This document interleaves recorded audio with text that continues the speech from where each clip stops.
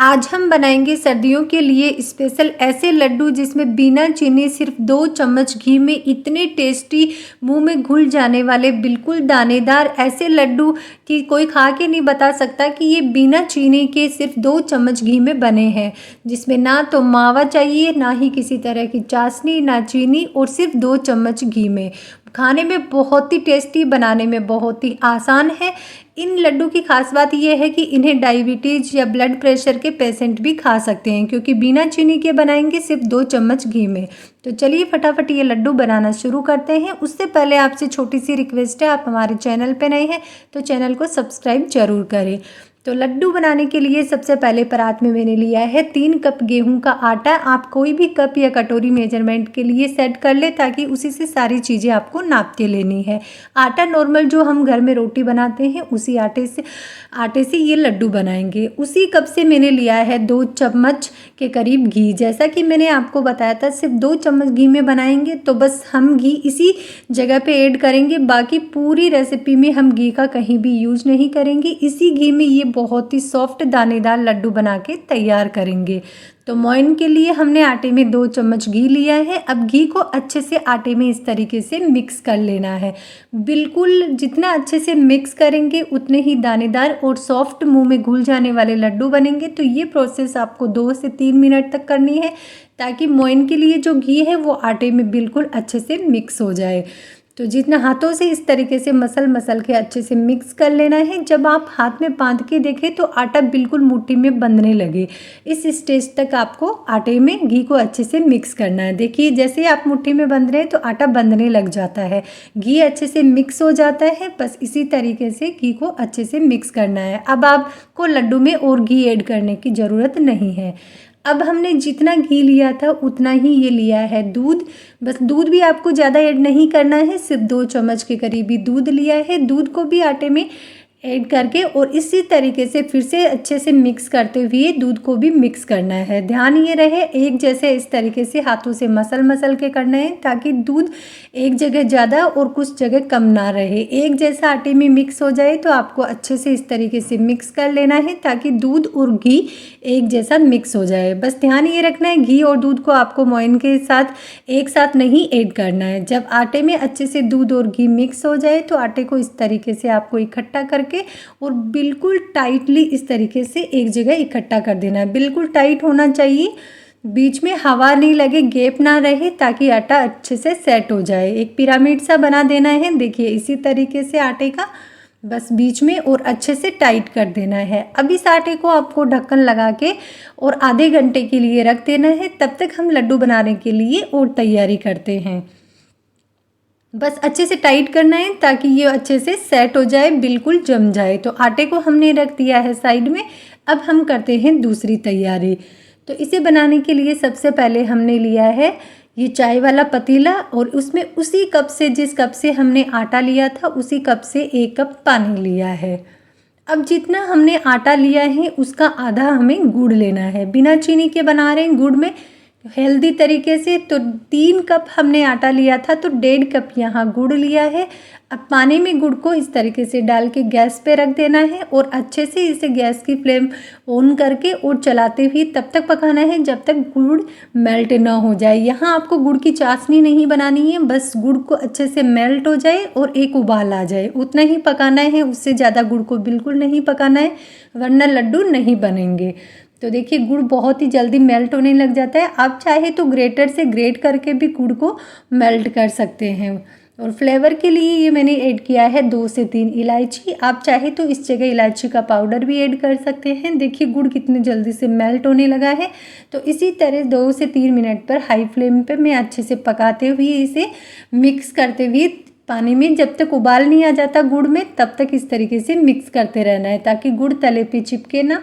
तो देखिए गुड़ अच्छे से मेल्ट हो गया है और पानी में उबाल आने भी लगा है।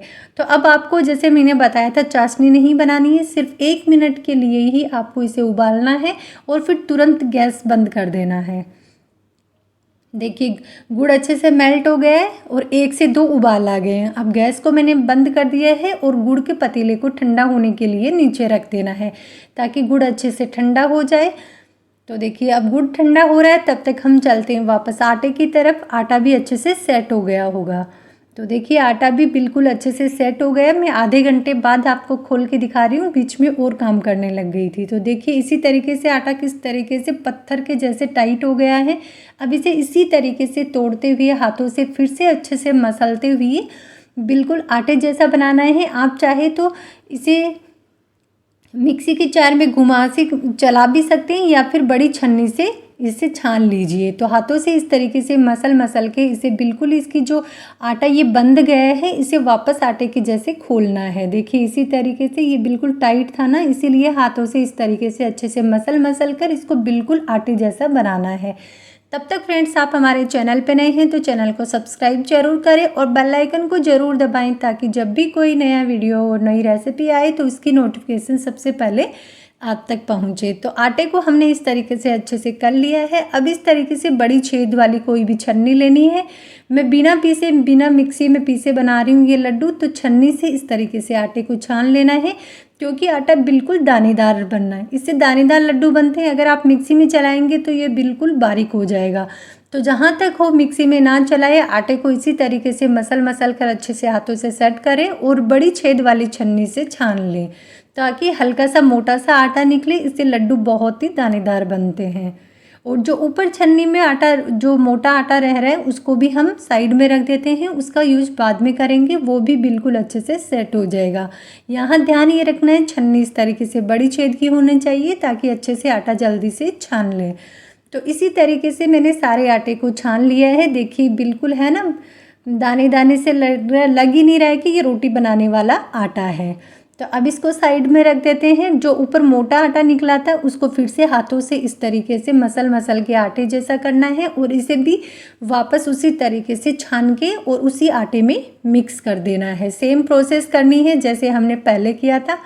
तो देखिए बिल्कुल करके सारा आटे में मिक्स कर दिया है।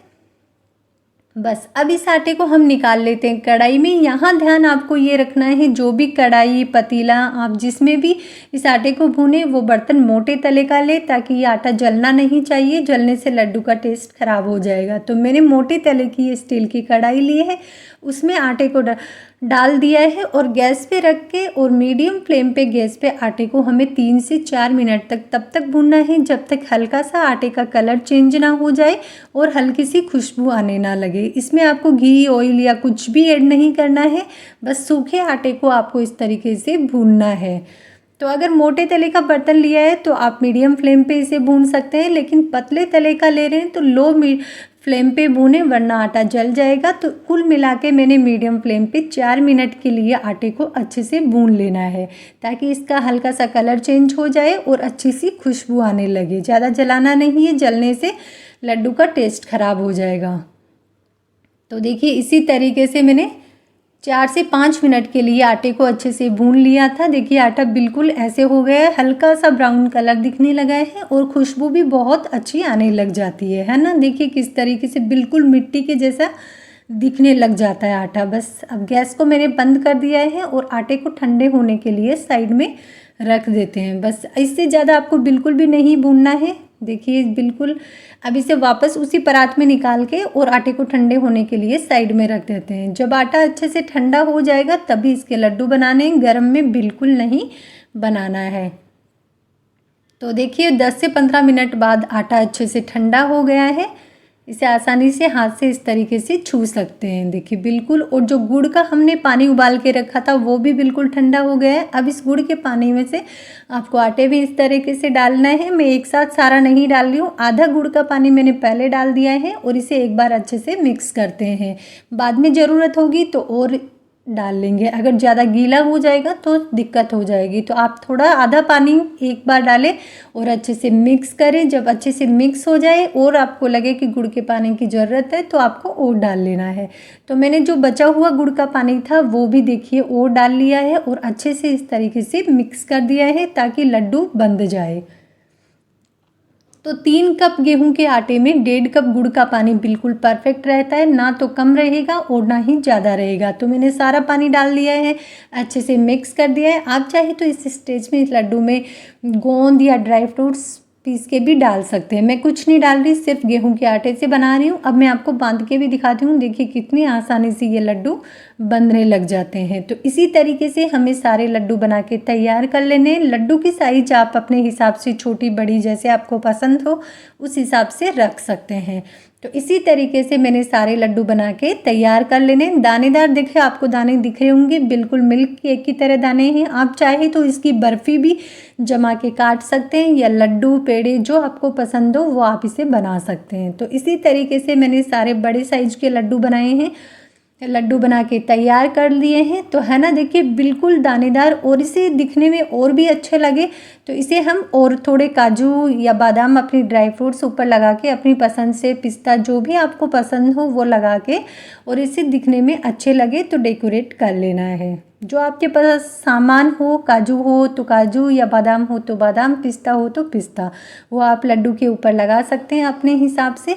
तो देखिए कितने दानेदार है, सॉफ्ट तो इतने, मैं आगे आपको तोड़ के भी दिखाऊंगी। तो दिखने में लड्डू अच्छे लगे तो इसके लिए मैंने सारे लड्डू पे एक एक इस तरीके से काजू लगा दिया है। आप चाहे तो बादाम भी लगा सकते हैं। और तैयार है गेहूं के आटे के बहुत ही सॉफ्ट दानेदार मुंह में घुल जाने वाले कलाकंद की तरह ये लड्डू, जिन्हें बनाना बहुत आसान है और बिना चीनी के सिर्फ 2 चम्मच घी में बने हुए लड्डू, जो कोई खा के बता नहीं सकता कि ये सिर्फ 2 चम्मच घी में बने हुए लड्डू है। बिल्कुल दानेदार, सॉफ्ट, मुलायम। तो ये रेसिपी आपको कैसी लगी कमेंट करके ज़रूर बताना। वीडियो मेहनत रेसिपी अच्छी लगी हो तो वीडियो को लाइक और चैनल को सब्सक्राइब करना ना भूलें। आगे मैं आपको तोड़ के भी दिखाती हूँ कितने सॉफ्ट और मुलायम है।